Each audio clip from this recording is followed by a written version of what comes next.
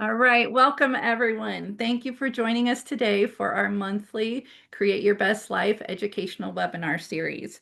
I am Jeannie Hannon, the Director of Programs for Time to Heal Cancer Foundation, and we are so excited that you're going to join us today for the Caregiver Panel discussion called Caregiver Journey, Strength, Support, and Self-Care. But first of all, I would like to introduce our Executive Director, Brenda Helget, to you, as she would like to say hi and make a couple announcements. Good morning, everyone. I'm sorry that my video camera is not on today. I'm on a computer that's seen a few too many birthdays, so I'm afraid it's not it's not going to cooperate today, and it's going to be fine. But we are coming to you today. If you're not from our headquarters here in Omaha, Nebraska. It is a balmy 82 degrees and 70% humidity. Joe Fritz is laughing because he's in Tucson, Arizona, and probably has what, 2% humidity or something. We're Yeah. up to 4. Oh goodness. Oh. Yeah. Oh, the sweat. Anyway, thank you all for joining this morning. We appreciate you taking time out of your day. This is a panel discussion we wanted to do for a very long time.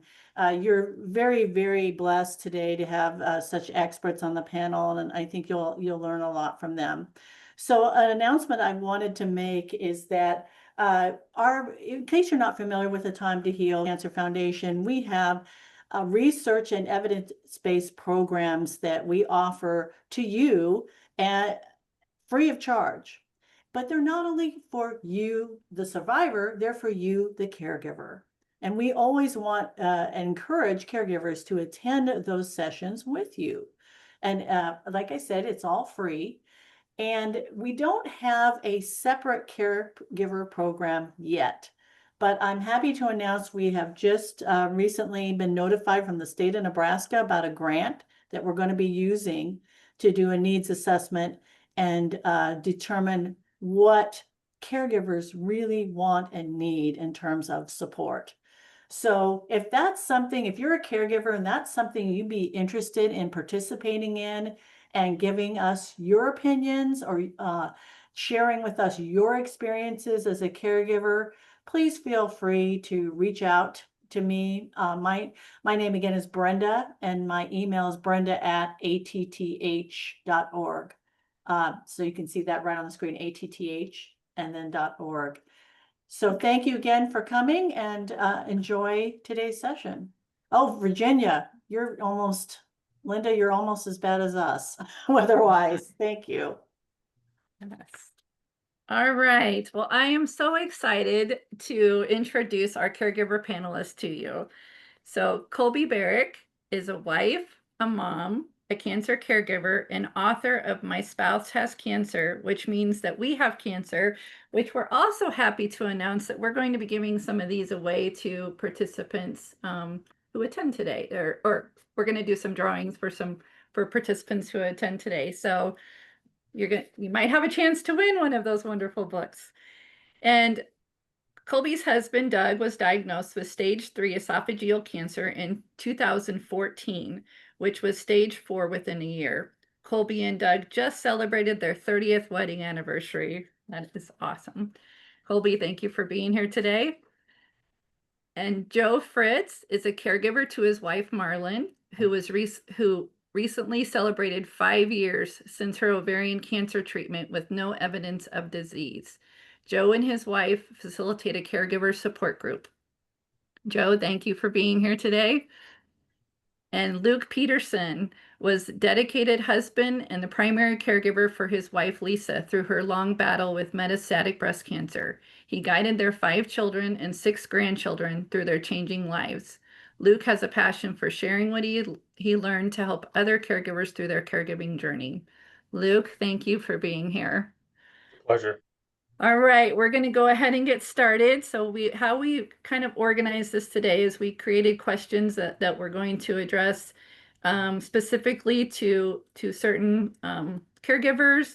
And then if you have questions throughout the session, please feel free to put them in the chat and we'll address those as we can. Or at the end, we will also have a Q&A where you can come off mute and ask questions. All right, Luke, you're up first.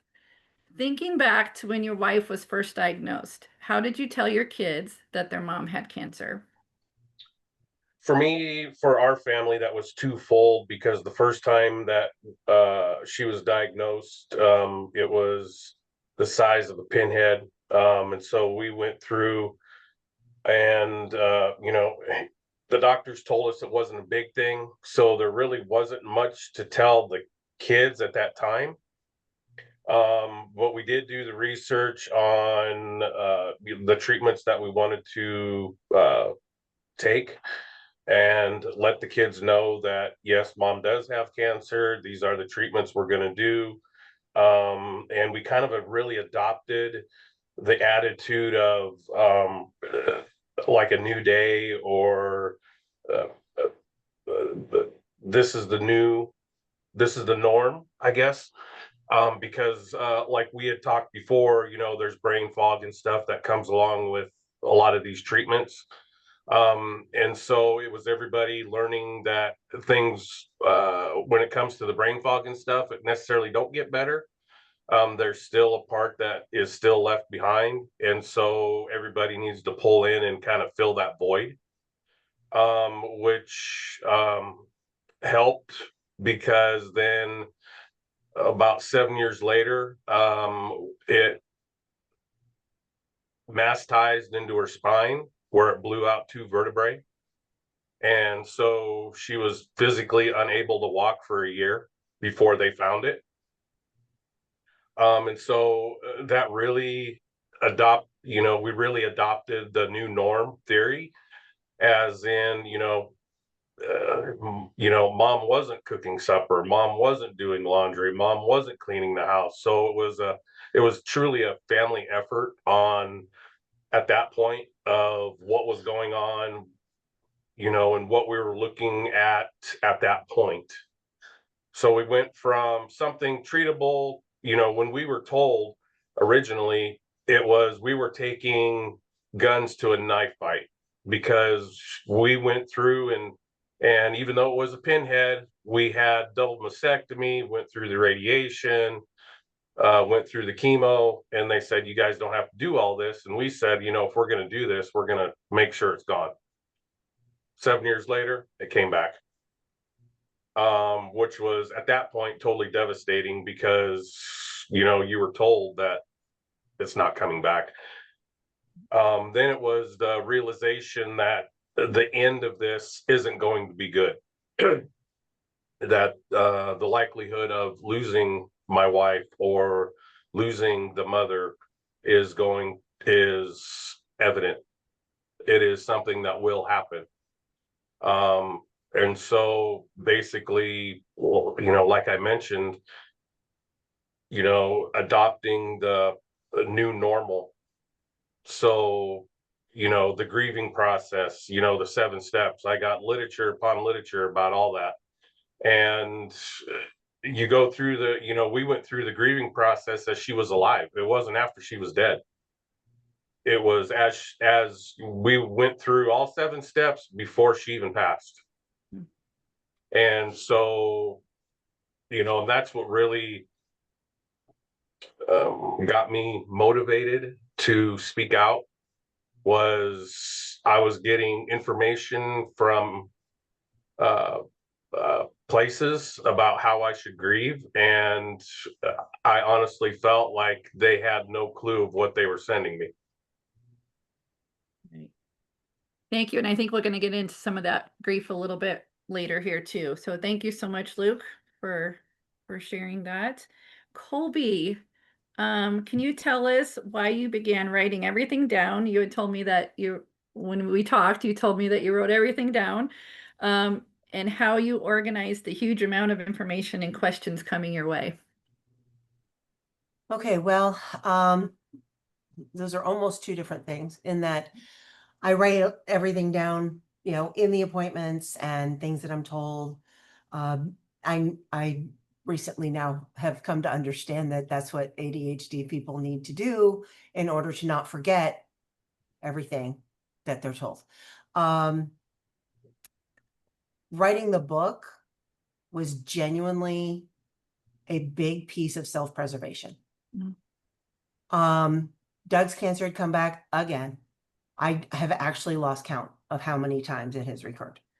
But it had come back in like late October, early November. They, did the staging and the this and the that. Radiation oncologist wanted to do some radiation, which he hadn't had since the first round. But it was December and insurance companies turned down everything in December, it seems. I tried to get them to wait until January. They said, no, we don't want to wait. And he got sick so fast because they ended up putting him on an old form of chemo that insurance was willing to pay for. And he just fell off a cliff. And I was so angry and so despondent at just my powerlessness. And I mean, crazy things go through your head when you think there's nowhere to turn and no one wants to listen and all those things. And I knew I needed help. So I found a new therapist and I went back to church and I got all the self-help books and, I said, I've got to find something to help me. And the one thing I kept coming back to is a piece of advice I got a long time ago. The best way to stop feeling sorry for yourself is to help someone else. And you don't even have to say it's, someone less off or worse off, or it doesn't matter. You can help somebody who has a lot more money, time, and whatever, but it gets you out of your own head. It can be something in the same field or completely different. I don't think it matters. I think you can help other people and it will help you. I was trying to figure out how that would work, what that would look like. And I was sitting in church on Ash Wednesday, just, maybe 6-8 weeks later. And the idea of the book literally was delivered to me while sitting in church. I knew what I wanted it to look like. I knew it had 3 major sections. I started doing an outline and it was written in 6 weeks. Wow. It just poured out. I now knew why I'd accidentally gotten a master's degree at 50 in English. Because I didn't mean to. I'd taken publishing classes and knew I did not want to waste 3 years trying to get somebody to publish it. I knew about self-publishing, so I went that route and I found someone who was good at the software, blah, blah, blah. Anyway, and it was published within 6 months. And it's always been a goal not to so much take money from people battling cancer as to help get into the hands of the foundations and the cancer centers that see these people who don't even know what kind of help they need. And they can say, here's something practical that might help you with the stuff we can't fix because it's not about the medicine. It's about the insurance and the paperwork and, Right. So that was me knowing that you get thrown in a black hole of ignorance, if nothing else, when this diagnosis lands in your living room. And this is me throwing you my flashlight. And you've helped so many people with that. And I hope so. And also helped yourself, as you said, while you were doing it. Awesome. Definitely. Thank you. Joe, were there times during your wife's cancer journey that you needed to advocate for her? And if so, can you share with us how you did that? Well, thank you, Jeannie. Firstly, going into this, want to make everybody aware my wife is a very intelligent, strong-willed person. The very last thing I thought that I would have to do is be an advocate. But I found by trial by fire, it was absolutely necessary. And what the first thing that occurred that I learned about, it wasn't because of the brain fog, it was just because of the shock of what you're going through as a survivor, what you're first hearing, and how much of it you hear, but you don't retain. At our very first learning about this, my wife thought that she was totally free and clear. Here it was weeks after the surgery. She wasn't told she had cancer. She figured her appointment was just going to be, hey, check things out, make sure you're good, pat you on the head and send you out the door. This is during the time of COVID, so I'm sitting in the car, and the doctor says starts saying, "Well, your cancer is," and it's like bowled her over. Her brain shut off, and she immediately said, "I have to get my husband on the phone." She called me up, got me on the speaker. Fortunately, I had a pad of paper in the car. I always carry one, and she had the wherewithal to say, "Take notes." Most important thing, because you can't advocate unless you understand what's going on around you. And you have to be a good listener and a good note taker. So everything that doctor said, I wrote down like mad. Um, and that was basically building the foundation to support and advocate for her. As time went on, we got a hold of all the lab reports. And one of the worst things any survivor or caregiver can do is go to the internet and consult with Dr. Google. What a mistake. Well, we made all the mistakes. So there are questions that we came up with. Um, but when it came time to get the answers, going back to the doctor, uh, not because of the position the survivor is in, they may not remember to ask the questions. And in many cases, my role was to listen, let her do her thing. And if she missed anything, that's where I would come in and I would ask questions, not challenging results, but seeking clarification. Now, that isn't so much advocacy as it is support.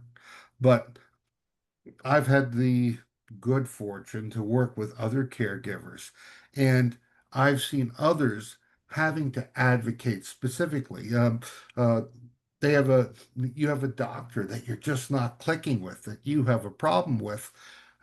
We encourage them that, hey, it's your right to find a doctor that you work well with, and that becomes a form of advocacy where they're helping do the research, speaking to the doctors, interviewing them, speaking to others who use them.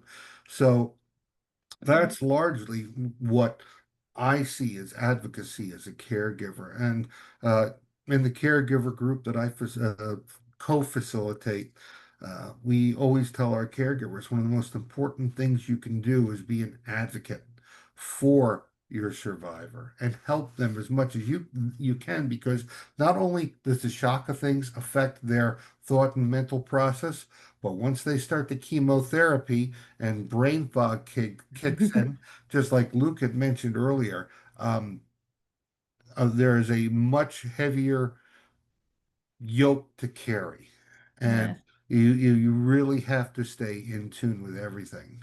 So, uh, absolutely. you Thank know, you. Great points there about taking notes, about asking those questions, going in there with those questions to them, and yes, having always having the second pair of ears there is always so helpful. Joe, thank you very much. All right, Colby, back to you. Did you feel that your husband shared everything that he should with his healthcare professionals? So, for example, about his side effects, his feelings, etc. And um, if no, how did you handle that? And did you share what he left out with them? Every time I see that question, I about bust out laughing really loud. No, no. If he was Pinocchio, we'd have wood all winter. Um, no, because it's either disgusting or embarrassing, or he doesn't want to say it around me because I'm supposed to be the person who wants to get naked with him. And it's just no, he lies. He obfuscates, he makes stuff up. Now, and I think there's two different things to this. Either he won't admit it, because again, maybe it's gross, maybe it's embarrassing, or it makes him feel dumb, especially things like with the brain fog, or they have no idea. They have no idea that it's a problem. Because if they have the brain fog, or in my husband's case, he's getting to the age where his mother started showing Alzheimer's symptoms. So between chemo brain and Alzheimer's, I don't know what's going to stick. I mean, between my menopause and his chemo brain, we both have minds like a steel sieve. So how much do you remember about the problems you had last week when you get to the doctor? And yet, if I then speak up in his presence, well, I'm just making stuff up now. There's nothing wrong with me. He's actually convinced at times he doesn't have cancer. What am I supposed to do with that? You know? So basically, I got really good. Obviously, I wear everything on me anyway. You can probably tell that pretty quickly. But I got really good at nonverbal communication with the nurse case manager. And one of the other things you want to know is, did it cause friction? Yeah, it did. But what's he going to do? Leave me? He can't drive more than 5 miles. So the biggest thing, I guess, I would speak to caregivers, professional caregivers, is, yeah, you're focused on the patient who's in the chair in front of you, but don't ignore the person in the chair next to them. Watch them for those nonverbal cues. If he's telling you, no nausea, no vomiting, and she's going, right. Okay, you can believe him. If she's rolling her eyes, getting looks of surprise, what? You know that maybe you're not getting the whole story. And then find a way without him to maybe ask her or the other him. I'm not trying to be gender specific. I'm just saying patient versus caregiver. Ask the person making faces in the corner what their view is. What have you seen? What have you heard? What are you interpreting? Do you know why you think this is happening? What has changed in the 3 months since we've seen them that they either don't remember or don't want to admit? And then when we tell you, try to believe us. Don't write us off because we're just the wife. We're not medical professionals. We see them every day. Trust us. We want what's best for them most of the time. Yeah. Thank you, Colby. Great advice. Okay, Luke, back to you. When we talked, you had mentioned that after your wife was diagnosed as terminal, you and she spoke about quality of life versus quantity of life. Can you tell us more about that? And then also, did your family always agree with her decisions? And if not, how did you handle that? Yes, I'd like to add something to Colby's deal just real quick. Yeah. And I think it has to do with the cancer patient realizing that they're having to give up their independence is probably the biggest thing, is why they don't tell the doctors a lot of that stuff. Is because anybody that has a person with cancer, chances are they're very, very independent, and them having to realize they have to give that up is almost worse than getting diagnosed with cancer itself. Now back to your question. Can you say that again? Yes, it was about you and Lisa had talked about quality of life versus quantity of life when she was Now, diagnosed as terminal. we had always talked about, even before Lisa's and I relationship, especially after the cancer diagnosis, was based on a lot of discussion. There was a lot of things that we talked about that normal families don't talk about. And that was one of them, where if one of us got sick, we don't want to be here as a vegetable just because somebody can't let go.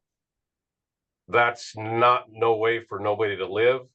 That doesn't make the patient feel any better.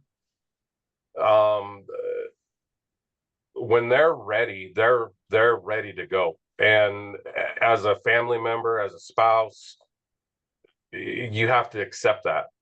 There is no ventilator that's going to keep them,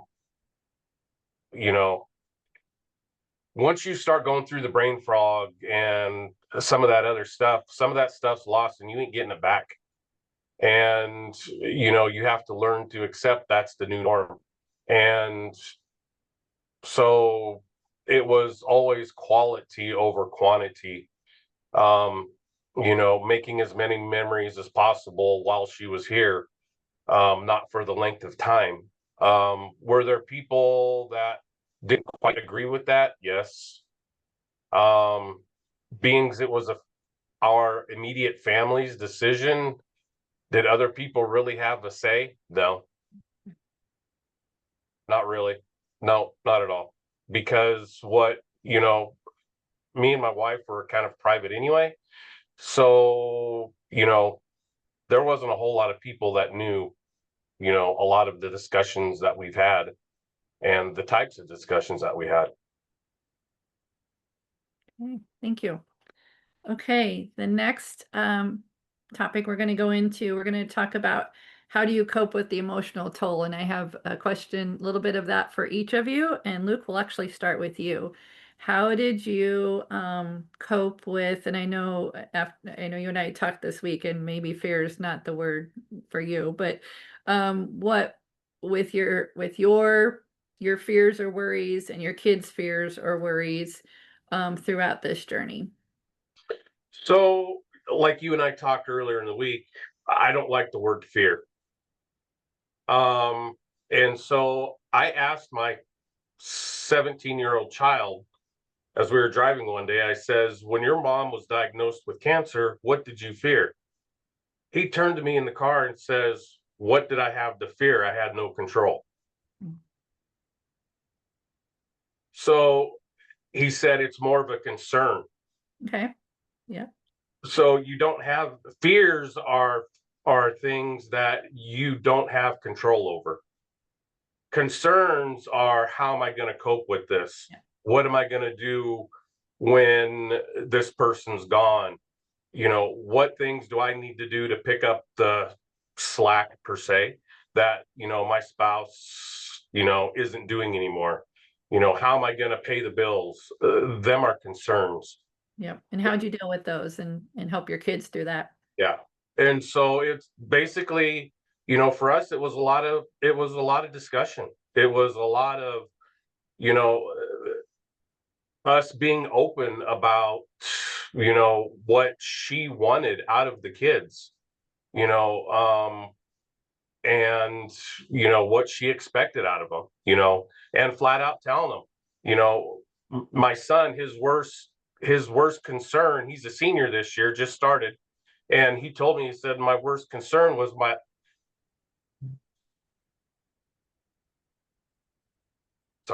that she wasn't going to be there for graduation. Mhm. So we had to tell him that, no, it's not that you aren't going to see her, but she's still going to be there.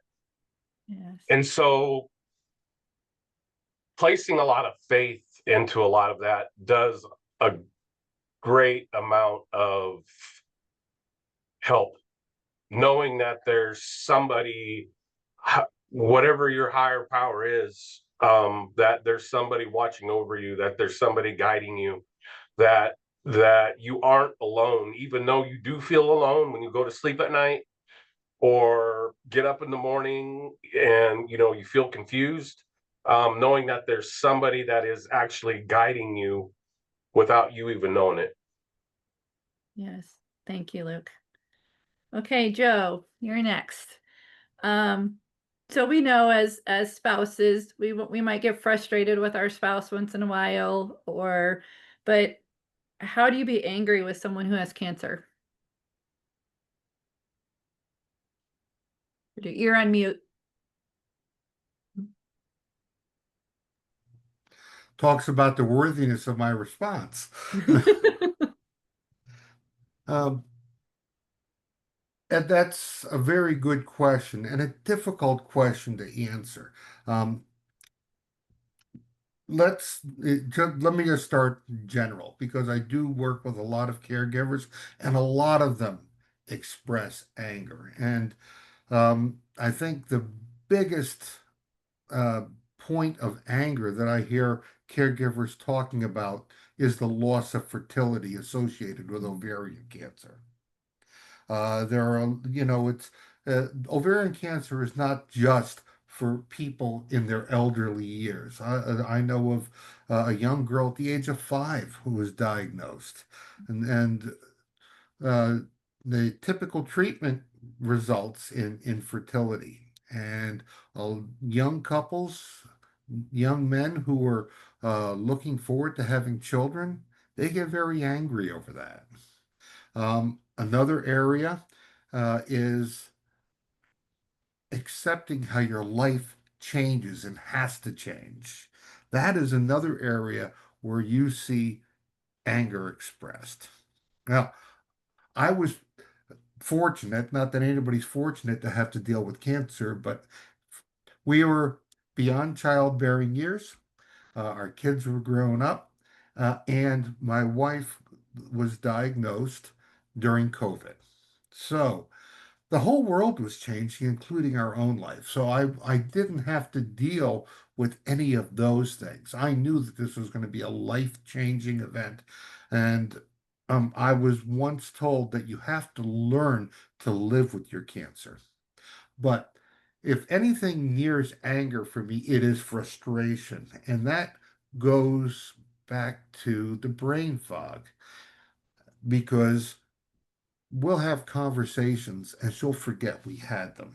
She'll get angry at me because, and to no fault of her own, she'll be telling me something, but doesn't frame the subject or doesn't let me know what she's talking about.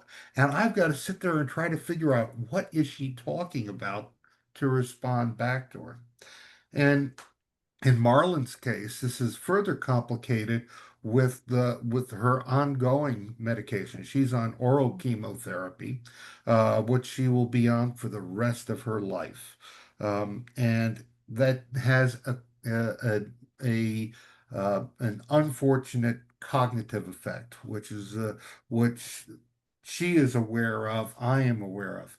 But one thing I've learned is never say, "But I've already told you that." Uh, Biggest, biggest mistake.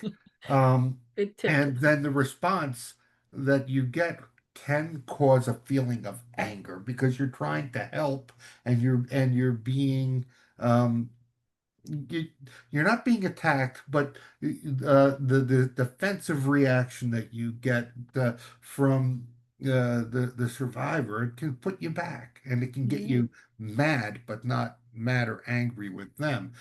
It's Okay. frustrating, Right. and it's not something that I have any solution for. Okay. What I've learned is that if she asks me a question that she asked me 3 times before, don't say I already told you that. Okay. It is the first time she's asking you this question. If I find that she is telling me something, but I have no clue what she's talking about, I have a tendency to be very cautious about how I ask. Could you rephrase that, or what are we talking about here? You don't have me, Okay. But to Great. me, that's the greatest challenge for me to avoid anger. But as I say, the top thing I hear about is um, the fertility issue. The secondly is our life is changing. All of our plans are changing. What we're going to do will never happen. Yeah. And Yeah. and just having to be there to support sometimes can make people angry. Yeah. But for me, it's the communication issue. Okay. Can Thank I you. interrupt real quick with something? Jeannie and I have a code that we use. We say middle of the movie. And that's our cue that I don't know what you're talking about because it's like I walked in the middle of a movie. All right. Thank you. Thank you, Brenda. Thank you, Joe. Colby, how do you deal or cope with anger and fears of your spouse? Badly. Honestly, not always very well. women who are married, especially to men of a certain age, will know that, and I'm going to try and be really brief so we can stay on time, but this is one of the biggest issues for us is anger. And men of certain age aren't allowed to be afraid, especially, towards me. Their job is to take care of me and to protect me. And, that's what they're supposed to be doing up here that they're failing at. My husband was forced to retire. If you're not earning money, you're worthless. So he's angry. He's afraid. He feels his self-esteem is non-existent, but he's not allowed to show those feelings. The one, emotion men of his age were told is okay is anger, righteous anger, so he will lose his temper. And I'm the one person who isn't going to leave him. So it usually gets dumped on me. But even more than that is my own anger at so many of the things that Joe mentioned. My life isn't what it should be. My retirement fund is gone. I work as a receptionist because they're willing to let me work part-time and be very flexible. So we have no money. There is no retirement plan for me. I will work until they carry me out feet first. I don't get to travel. I don't get to just go out with my friends on the spur of the moment. I have to plan so that he's not alone for more than a couple hours because he's home all day, all night, all alone. He has one friend and we see him once or twice a year. So he is always alone, which only fuels that because he also sits there and watches the news all day. So that just fuels all of that fear, which then turns into anger. And how do I deal with it? Book, church, therapy. My therapist lets me come in and dump a pile of junk on her carpet and walk away and come back next week and do it again. I'm very careful not to wear out my friends because I've only got 3 left. I will lose my mind because Omaha is nothing but construction right now. It took me 45 minutes to get 6 miles home yesterday because I had to keep finding a new road that was open because I live near downtown. It's insane. By the time I got home, I was insane, but I can't lose it on him because he's jealous. I get to go out in the world. So, I tried drinking, but my stomach said no. Honestly, there isn't much I haven't tried. The only things that have worked for me are therapy and God. Thank you. I'm glad you have those. Thank you. All right, gentlemen, Joe, we'll start with you on this one. What strategies have you used to take care of yourself while caregiving? Well, the caregiver, first off, can't care for other people unless he cares for himself. I had no clue about that and was totally unaware of that from day one. Um, I was fortunate that I was working out of my house for my job, but I had to dedicate myself to caring for Marlon. So I'd be getting up at 4 o'clock in the morning, putting the dishes away, feeding the cats, going to work, making food for her, checking up on her, and so forth. And I was totally disregarding myself, and I was becoming a little time bomb, getting ready to go off. Mentally and physically, I was degrading. Um, the first thing I started doing for myself, which wouldn't interfere with my caregiving, was when I went out grocery shopping or this or that, I went on the motorcycle. It going out for the ride always gave me a chance to clear my head. And then I started doing that every day, sometimes 1 or 2 times a day. Just take a quick 5, 10 minute ride, just to get myself away, give me a moment to talk to myself and to talk to God while I'm out in the riding through the desert highways. Um, that was the first thing, but I really didn't start to care for myself. And I don't mean to make this sound like a pitch for a time to heal, but until Marlon pushed me to get involved and get first off with a class with a time to heal, which not only brought us closer together and made her aware of what was going on with me, but also helped me take the next step to get involved in a caregiver support group. And the caregiver support group really was eye-opening because first off, oh my gosh, there are all these other people going through the exact same thing I am. And as Colby so adeptly put it, men of my generation were raised not to express your emotions, not to express your feelings, and I would certainly hope that that anger isn't the only one that I can express.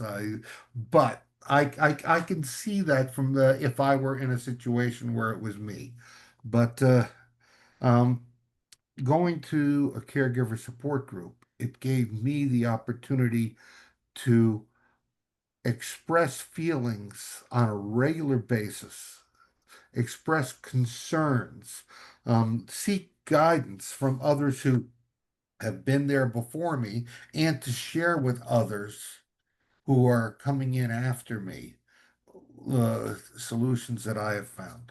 So that became a big thing. And then getting back to the gym, and again, Yeah. I've been blessed with a lovely lady who said, "We're going to go to the gym. You're going to start doing this." And now I find myself in the gym 3 to 5 times a week, and Awesome. that's very, very important.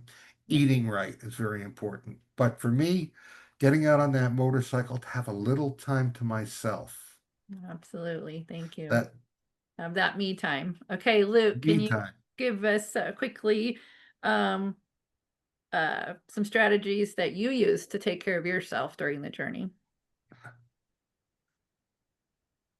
I totally get what uh, the last gentleman was saying, and I did all that in the first go round. But then when it massized and you knew that there was going to be more involvement, all that kind of went out the window. Looking back, I should have held on to some of that. What to give you an example, I started a pool league in town, so it gave me an outlet. And then after it massaged to her spine, I gave all that up because I felt I needed to be at home, I needed to be with her, I needed to take care of her. And so she would always tell me, she would say, well, you need to go out and go do something. You can't be home with me all the time. Go out and play pool. You enjoy playing pool. And I looked at her and told her, I got all the time in the world to play pool after you're gone. And we laughed. I mean, we can't have a dark sense of humor. I mean, nothing personal by any stretch of the imagination, but she understood that. But looking back on it, you know, I didn't do a whole lot of things for myself. It was more all focused on her, especially later as things progressed, where there was a more need for me to be around. Mhm. There wasn't a whole lot of time for me. There wasn't support for people to come in and take care of her, like the other people had mentioned, to find somebody to come in, watch her for a couple hours, that was virtually impossible. So, my advice to any caregivers is don't lose sight of that, taking care of yourself. If you aren't happy, they aren't happy. Right. Thank you. Colby, real quickly, do you have, can you tell us like what was one of the most important things or most helpful things that other people did for you to help support you? I'm going to change my answer Okay. a little bit. Ask for what you need. When people say, if there's anything I can do, let me know. Do you mow? Ask for what you need, but be prepared for them to find a way to say no or not follow through accept that, forgive it, move on. And the people who are going to show up will turn up, and forgive those that just either can't show up or, don't know what to say, don't know what to do, don't know how to follow through, whatever. Forgive it and move on so it doesn't pile up that rage and more anger. Accept the help that is given with grace. Thank you. Keep asking until they quit showing up. That's part of taking care of yourself as well. Take the help that you are given, but forgive the people who just can't show up, because it's hard for them too. Yeah, excellent advice. All right. Luke, you touched on this briefly earlier, but how did you deal with your grief and help your kids through their grief? A lot of faith, a lot of discussion. We found out, touching on Colby's response, we found out who our friends were very quick.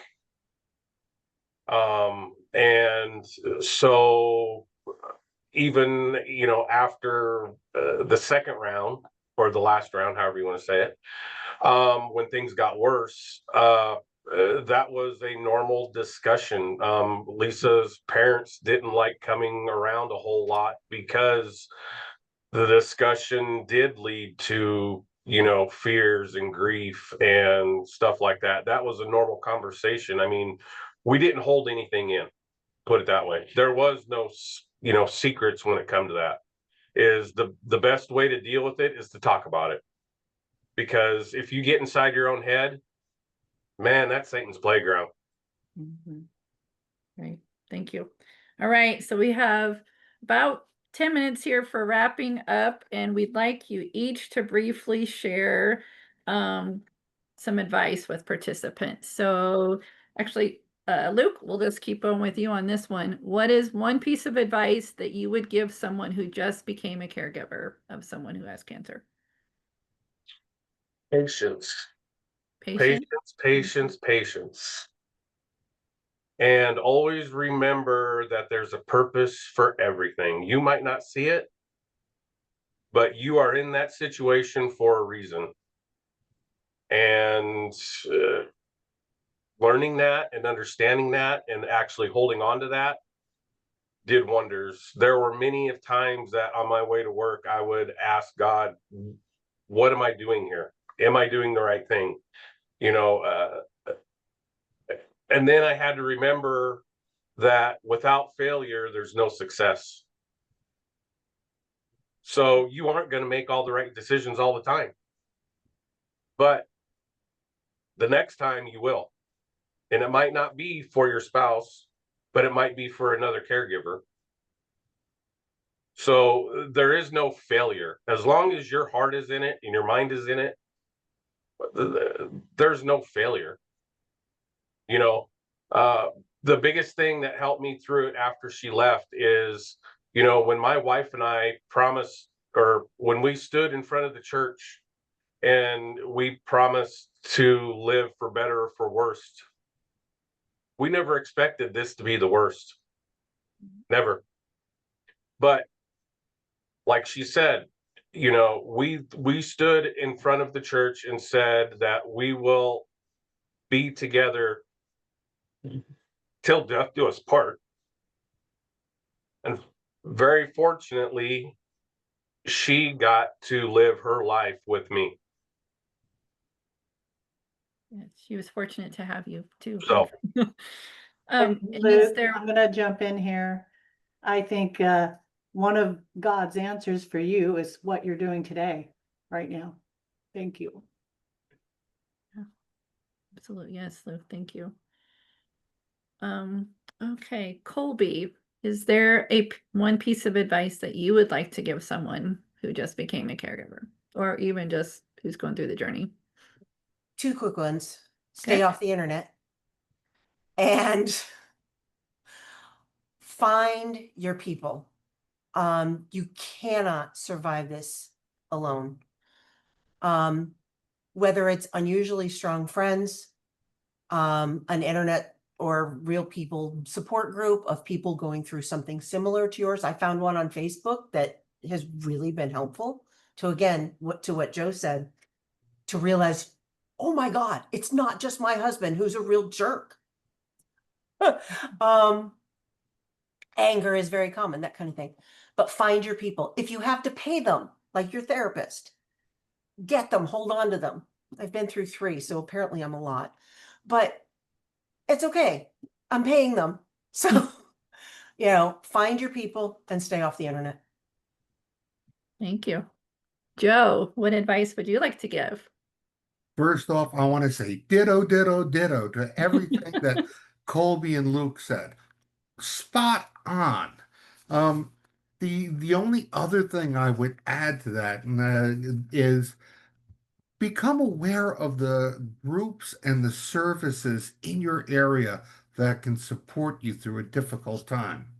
I was going through the chemotherapy. I was living on 4 hours sleep a night, trying to keep the house up, trying to cook the meals, trying to make sure everything was being taken care of.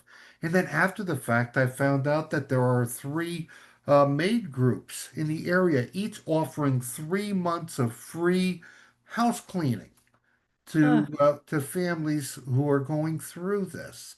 Can I have I that found then? out that there's another group here that provides meals. So the caregiver doesn't have to go nuts cooking. Now, fortunately, I enjoy cooking and I find it to be therapeutic at times, but that would have been such a godsend had I known about it. And we have another group here in town, Arizona Oncology, and they offer all these free services to survivors going through things from lymph massage, Reiki, acupuncture, free wigs, and stuff like that. Fortunately, my wife never went that route. I thought she was beautiful bald. But there are so many good groups out there, like A Time to Heal, that are there for us. And my advice would be is learn what's available to you and take advantage of it. Always remembering though that you have to give back when you're done. oh. And you give back so much, Joe. Everybody is so blessed to have you.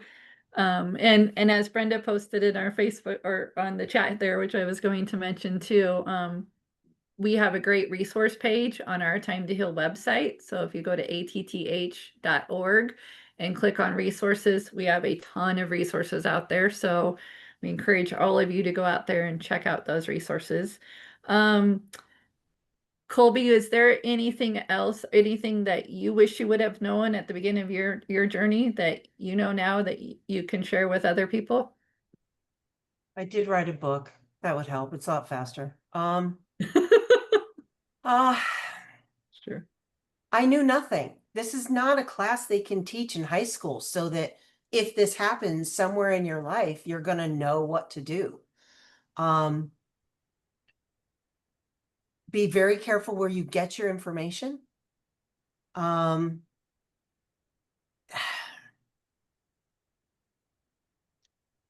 is no preparation for this, especially when I'm dealing with the spouse, but I can't even imagine if, for example, it was my child. I don't know. I mean, a parent you're supposed to lose at some point in your life. It's never easy, but a spouse is, the other half of the foundation of your house. But, what if it's your child or your sibling all of these relationships are so unique and so different and impact all of the people around us. It's not just the patient, it's, those ripples. But part of taking care of yourself is also forgiving what you get wrong and cut yourself some slack. Try to forgive your patient when they're kind of a jerk. Forgive yourself when you're a jerk back. I'm really jealous at Luke's ability to have those conversations with his wife, because my husband, denial is not just a river in Egypt, it's his favorite town, we don't discuss these things. I have no idea what he wants for a funeral. He should Well- have died 10 years ago, so learn what you're good at, forgive yourself for what you're not. Awesome. And to your point, I mean, he was always outgoing and very had a high vocabulary, so talking was not something that she wasn't used to doing. But when it come to talking about herself and what she wanted, that was a thing that I just had to keep after. Of one night, I remember as it got closer to the end, I went to the mortuary. I physically got the paper and I gave it to her. She looked at me and she says, "What do you want me to do with this?" And I says, I'm not a mind reader. This is what I told her. I do not want to go to heaven when it's my time and have you standing there with the frying pan saying, "Why did you do this?" Yes, exactly. I said, this is stuff that we need to talk about. And I ended up getting the family involved. And one night after a couple weeks, she says, "Okay, I'm ready to do it." So even though he's not talking now, if you keep at it, he'll process it and understand. Even if you tell him, "I need to move on, I need to clarification. This will make me happy." Your spouse loves you. And sooner or later, everybody that's married knows that it takes a while for something to sink into a thick head. Yes. Thank you for that. That's Wow. great advice. I'm going to interrupt just for a second here. And a couple of things. I know you're about to ask for questions because it is that time. So I'm going to kick things off. There was a question that we kind of skipped over, and I think it's important. So we were talking about, taking care of yourself, and also how do we do that, and accepting help from others. And this question we really skipped over was, what do you wish people would have done to help at the time? What do you wish they would have done? And also, if I could offer a real quick advice, if you can make a list of things that need to be done, that's helpful to people to be able to choose. And that way, maybe, Colby, they don't have to necessarily say no.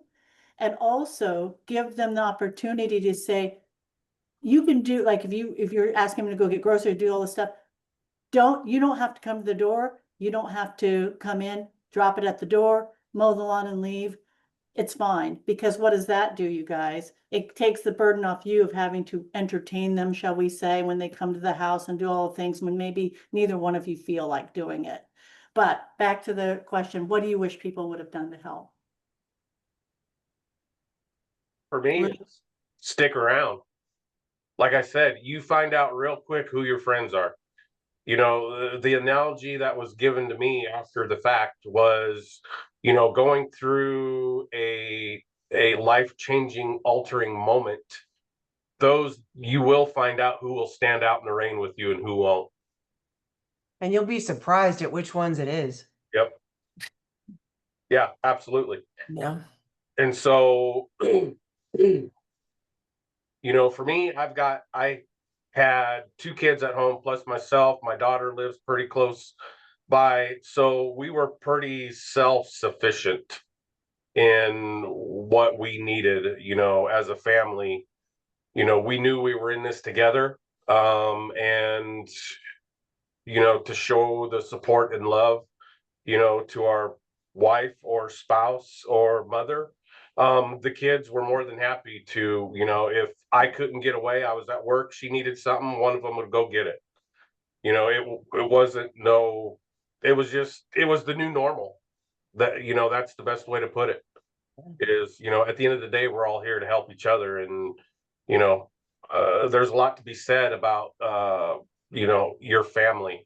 Family's not only blood. Mm-mm. No.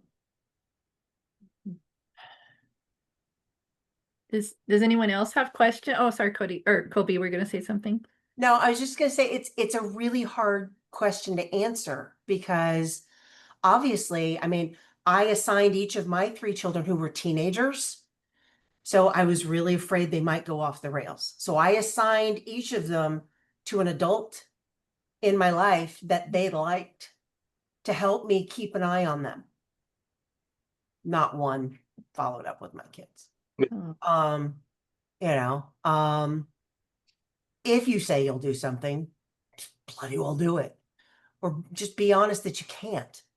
But again, that's where you just have to kind of forgive and move on and don't ask them to do anything else important, you know.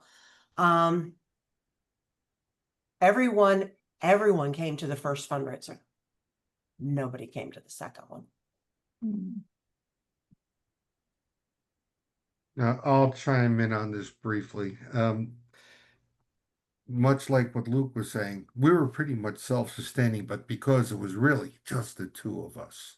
I'm not originally from Arizona. I don't have a strong base here. I have no family here whatsoever, except for the kids, and they're pretty much scattered right now.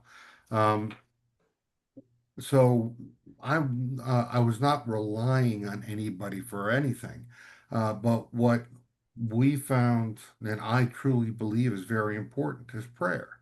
And when people asked us, uh, what can we do for you? Is there anything you need? And I mean, there were people that would come by with food from time and time again, and my neighbor would bring in the trash cans when I didn't get to it right away.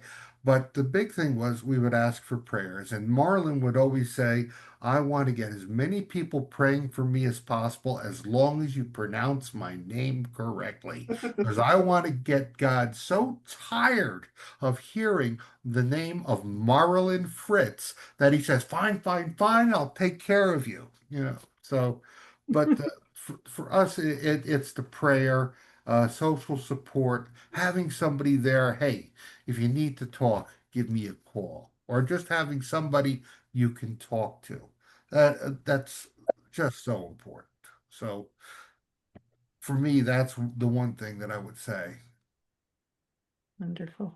And Does I'd like to say thank you for this. I know I got in here a little bit late, but my husband was diagnosed 20 years ago, and then I lost my son 7 years ago and was a caretaker for him. And then I went through cancer myself 2 years ago, and being a caretaker is a very tough job. I think it's harder than going through the cancer yourself. But I've learned, Kobe, with my husband, when, he asks things 100 times, I've got where I'll say, will you repeat to me what I just told you? Because this is important. And so he'll repeat it back, and then I kind of know he's got it. He doesn't ask me 100 times again. And I've learned to, like, he's never put a puzzle together in his whole life. And I bought one, and we set it out, and he's going, I've never done this. Why am I doing this? I said, well, I need to help my brain, and let's just do something together instead of just TVs. And the other thing is, do make time for yourself. Do. And the prayers are awesome. You got to have them, but breathe, deep breaths, take a walk.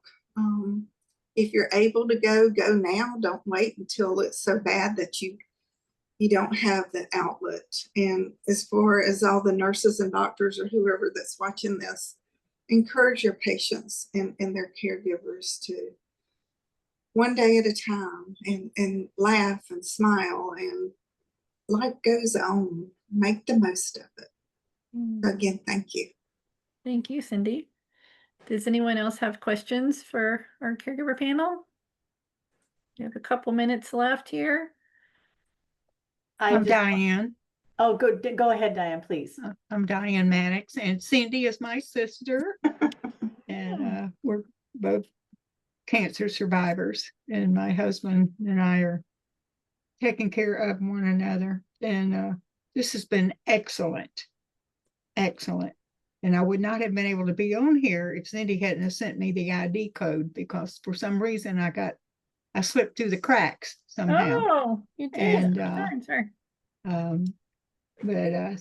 This has been so enlightening, and our panel has just been mwah. Thank you all so much. Yes. I couldn't agree more, Diane. And And, I actually, I know I don't have my camera on, I'd hold it up. I wrote down many things that were takeaways for me. Luke, you must have been a coach of some kind, I feel like, because I just feel like I could just see you leading any team and saying, you know what, we're gonna be okay. We just, this is gonna be our new normal. Here we go. I love that takeaway of there may be a new normal at every stage. Yeah. And I love the way you kind of described, taking that head on, facing it, talking about fear, no control over fears, but we can control and maybe talk about and discuss and address concerns.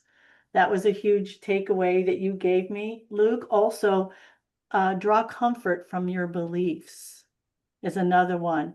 Joe talking about just doing the smallest thing. Just get on your bike, go take a walk around your yard, look at your flowers, anything, the smallest thing, just to give you a bit of a respite at times. Colby, you talking about caregivers don't know what kind of help they need.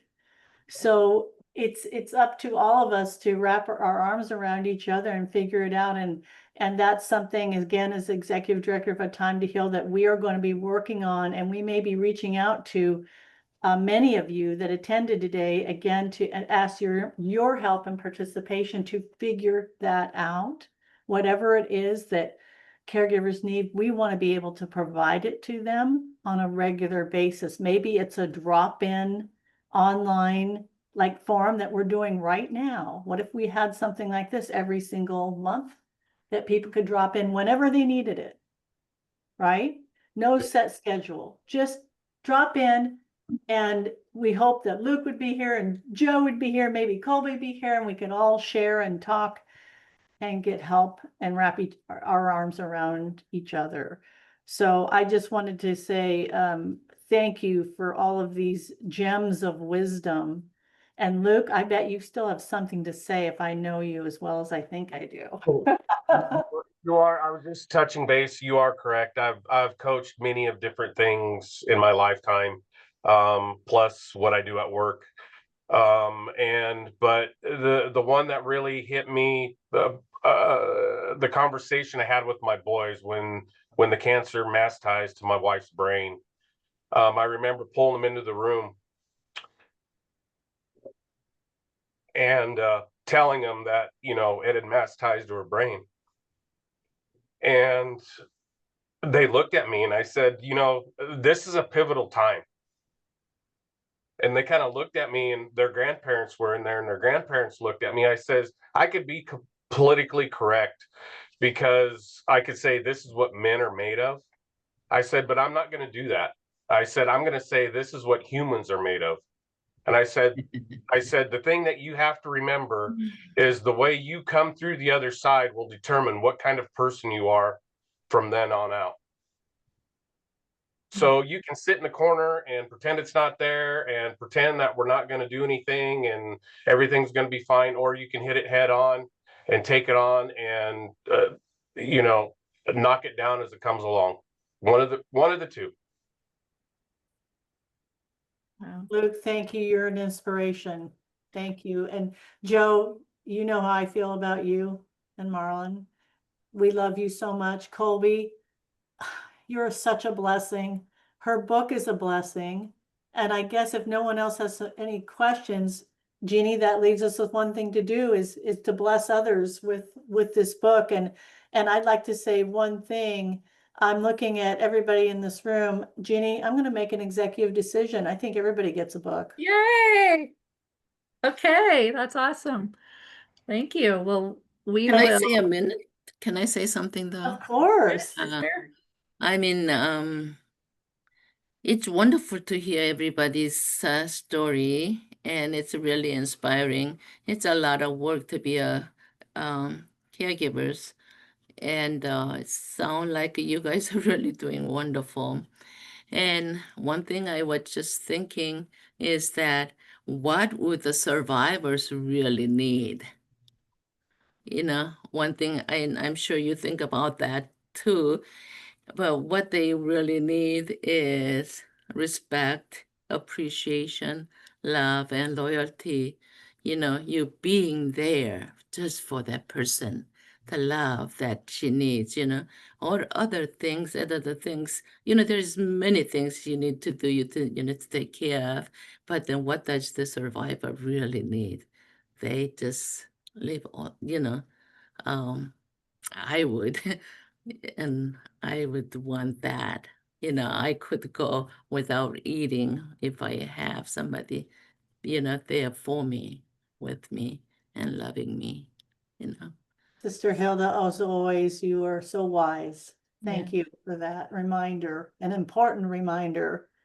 Yeah. Everything else at the end of the day doesn't matter that much as that. Love, care, respect, etc. Thank you. Yeah. Jeannie, sorry to interrupt again. That's okay. I was just going to do a couple last minute announcements. Next month, September 13th, our Create Your Best Life will be navigating the effects of radiation therapy. So we hope you'll join us for that.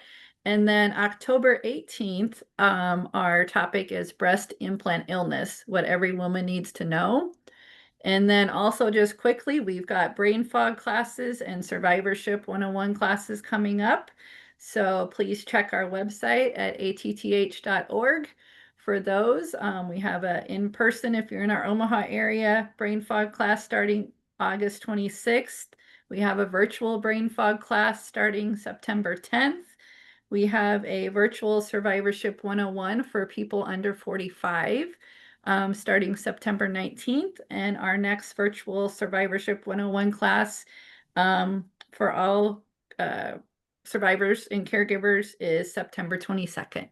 So please share that info with your friends and family and join us if you haven't joined us for those classes. And again, thank you to our caregiver panel. You were wonderful. So much information, important tips and things to give. And I want to say that your spouses were so lucky to have you through their journey because you are all wonderful people. And thank you to everyone who showed up and spent part of your Saturday with us. And please have a wonderful weekend, everyone. Bye. Bye-bye. Thank you. Thank Thank you. you all so much. I love you, sister.